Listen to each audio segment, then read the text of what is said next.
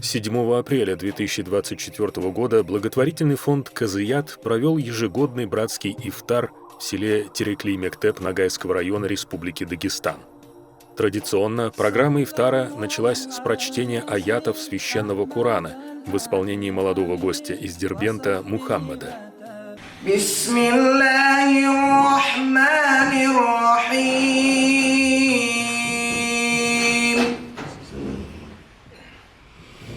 شهر رمضان الذي أنزل فيه القرآن. Данный ифтар стал очередным шагом на пути к духовному объединению нагаев, ведь на совместное разговение собрались не только жители Ногайского района, но и представители Ставропольского края и даже Чеченской республики, где также проживают наши земляки.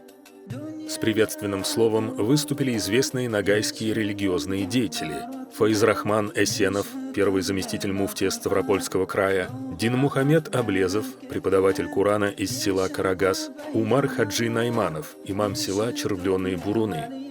На совместный ифтар пришли почетные гости: известный ногайский деятель культуры, композитор Яхья Кудайбердиев, начальник отдела образования Ногайского района Амирхан Межитов, основатель проекта «Степные богатыри» Бекмурза Кудайбердиев, глава ногайского аула Каршига Чеченской республики Дауд Яракаев, имам аула Каршига Муратхан Аджи Курманов, глава аула Кунбатар Ногайского района Дагестана Замит Яриков, имам села Кунбатар Мурат Балдаев, представитель конного клуба Кунбатар Фазиль Койлакаев и многие другие активисты и деятели ногайской общественности.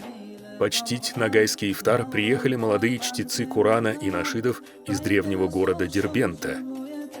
Благотворительный фонд «Казыят» благодарит всех принявших участие в совместном ифтаре. Пусть Всевышний воздаст благом всем, кто оказал содействие в организации данного ифтара.